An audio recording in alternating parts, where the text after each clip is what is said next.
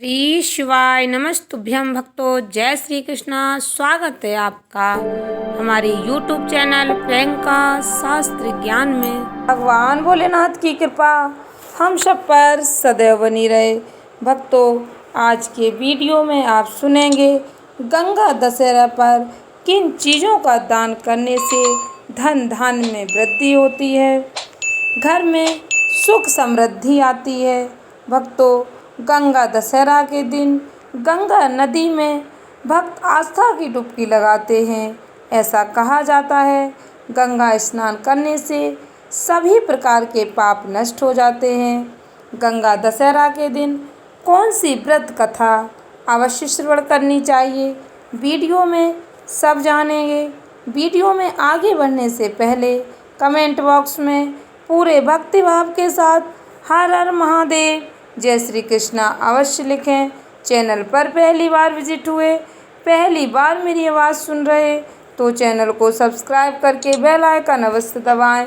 इससे हमारी वीडियो की नोटिफिकेशन आप तक पहुंचती रहे और आपको नई नई जानकारी मिलती रहे। भक्तों, सनातन धर्म में गंगा दशहरा का विशेष महत्व है। गंगा दशहरा पर गंगा नदी में स्नान करने मात्र से भक्तों के सभी प्रकार के पाप नष्ट हो जाते हैं। इस दिन स्नान दान का विशेष महत्व बताया गया है। भक्तों, गंगा दशहरा पर दान करने से आपको कई गुना फल प्राप्त होता है। गंगा दशहरा के दिन पवित्र गंगा नदी में स्नान यदि आप नहीं कर पाते हैं तो घर पर ही स्नान के जल में थोड़ा सा गंगा जल मिलाकर आप स्नान करते हैं तो आपको गंगा स्नान का ही पुण्य फल प्राप्त होता है। इस दिन ब्रह्म मुहूर्त में जाकर सुबह सूर्योदय से पहले अवश्य स्नान करना चाहिए। भक्तों, 16 जून 2024 को गंगा दशहरा का पावन पर्व मनाया जाएगा। सनातन धर्म में गंगा दशहरा के पावन पर्व को बहुत ही महत्वपूर्ण माना जाता है। यह पर्व प्रत्येक वर्ष ज्येष्ठ माह के शुक्ल पक्ष की 10वीं तिथि को मनाया जाता है। पुराणों के अनुसार ज्येष्ठ शुक्ल दशमी हस्त नक्षत्र में माता गंगा जी का शिव जी की जटाओं से निकलकर धरती पर अवतरण हुआ था। गंगा दशहरा के दिन भगवान भोलेनाथ की पूजा आराधना करने का भी विशेष फल प्राप्त होता है। इस दिन भगवान भोलेनाथ की पूजा आराधना करने से शुभ फलों की प्राप्ति होती है। इसी दिन माता गंगा का धरती पर अवतरण हुआ था, इसलिए इसे गंगा दशहरा के शुभ दिन पर माँ गंगा की विधि पूर्वक पूजा आराधना करने का विधान है। इस साल यह तिथि बहुत ही शुभ है क्योंकि इस बार गंगा दशहरा पर अमृत सिद्धि योग का निर्माण हो रहा है। अमृत सिद्धि योग को बहुत ही शुभ माना जाता है। इस योग में स्नान दान करने से व्यक्ति को कई प्रकार के लाभ प्राप्त होते हैं। व्यक्ति के जीवन में आ रही बाधाएं दूर होती हैं। गंगा दशहरा पर धार्मिक मान्यताओं के अनुसार गंगा स्नान करने से व्यक्ति को सभी पापों से मुक्ति मिलती है, सुख समृद्धि का आशीर्वाद प्राप्त होता है। इस दिन भगवान भोलेनाथ की पूजा करना बहुत ही शुभ माना जाता है क्योंकि भक्तों, गंगा नदी भगवान भोलेनाथ की जटाओं से निकलती हैं। इस समय दान करने का खास महत्व है। इससे व्यक्ति के भाग्य में वृद्धि होती है, भाग्योदय होता है। राशि के अनुसार कुछ चीज़ों का दान करने से जीवन में खुशहाली बनी रहती है। वैसे भी भक्तों, इस दिन स्नान दान को बहुत ही महत्वपूर्ण माना गया है।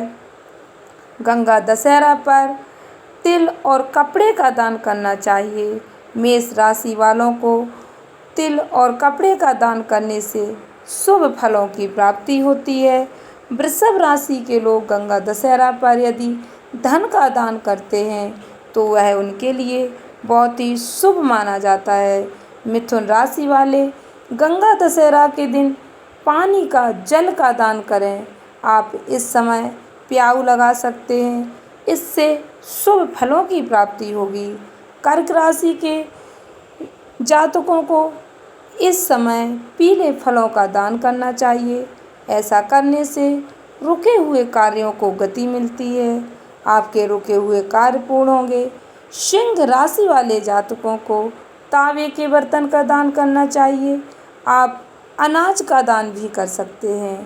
कन्या राशि के जातकों के लिए गंगा दशहरा का दिन बेहद खास रहने वाला है। इस दिन आप बेलपत्र का दान करें, इससे मनवांछित फलों की प्राप्ति होती है। तुला राशि के लोगों को गंगा दशहरा पर 7 प्रकार के अनाज का दान करना चाहिए, यह आपके लिए बहुत ही शुभ रहेगा। वृश्चिक राशि वाले जातकों के लिए गंगा दशहरा पर मौसमी फलों का दान करना चाहिए। जो फल इस समय चल रहे हैं, उन फलों का दान करने से आपके भाग्य में वृद्धि होगी। धनु राशि के लोगों को इस समय काले तिल का दान करना चाहिए गंगा दशहरा के दिन, इससे आपके रुके हुए कार्य पूर्ण होंगे। मकर राशि के जातकों को गंगा दशहरा पर मिट्टी के घड़े का दान करना चाहिए। ऐसा माना जाता है, ऐसा करने से मिट्टी के घड़े का दान करने से आपको इसके शुभ परिणाम मिलेंगे, आपको शुभ फलों की प्राप्ति होगी। कुंभ राशि के लोगों को गंगा दशहरा पर खाने की सामग्री दान करनी चाहिए। ऐसा माना जाता है, ऐसा करने से कष्टों का नाश होगा। मीन राशि वालों को जल की सेवा करनी चाहिए, इससे आपको मनवांछित फल की प्राप्ति होगी।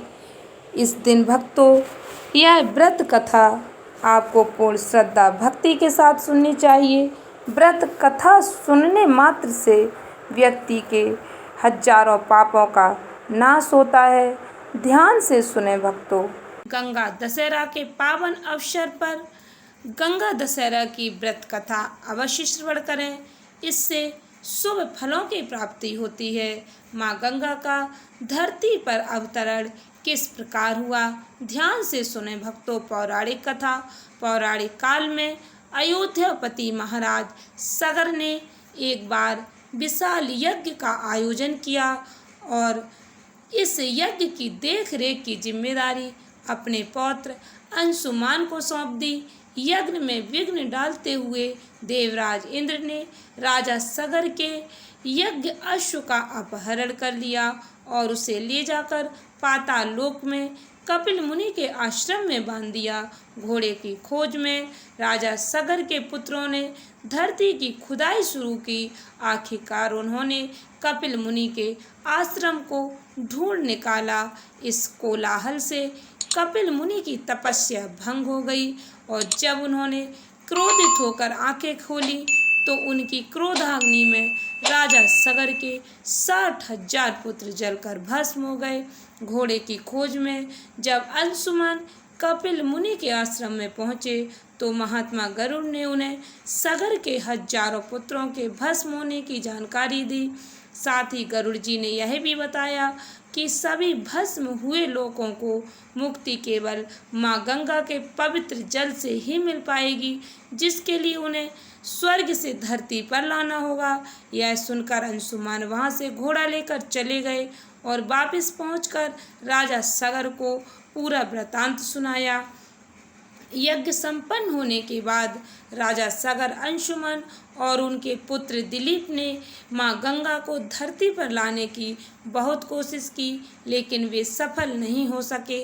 कई वर्षों के पश्चात दिलीप के पुत्र राजा भगीरथ ने माँ गंगा को पृथ्वी पर लाने के लिए कठोर तपस्या की, जिसे देखकर माँ गंगा प्रसन्न हुई और उनसे वरदान मांगने के लिए कहा। राजा ने माँ से धरती पर आने का आग्रह किया, जिससे उनके पूर्वजों की आत्मा को मुक्ति मिल सके। माता ने धरती पर आने के लिए मान गईं, लेकिन उन्होंने भागीरथ को बताया कि अगर वह स्वर्ग से सीधा पृथ्वी पर आएंगी तो पृथ्वी उनके वेग और गति को सहन नहीं कर पाएंगी। इस समस्या के समाधान के लिए देवी गंगा ने भागीरथ को भगवान शिव जी की आराधना करने के लिए कहा। इसके बाद भागीरथ ने भगवान भोलेनाथ की पूर्ण श्रद्धा भक्ति के साथ तपस्या की। भगीरथ शिव भक्ति में पूरी तरह लीन हो गए। इससे प्रसन्न होकर स्वयं देवों के देव महादेव ने उन्हें दर्शन दिए।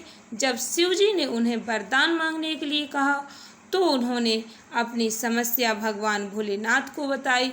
भागीरथ की समस्या सुनकर महादेव ने इसका समाधान निकाला और गंगा जी को अपनी जटाओं में धारण किया। फिर जटा से एक लट को खोल दी, जिससे देवी गंगा 7 धाराओं में पृथ्वी पर प्रवाहित हुई।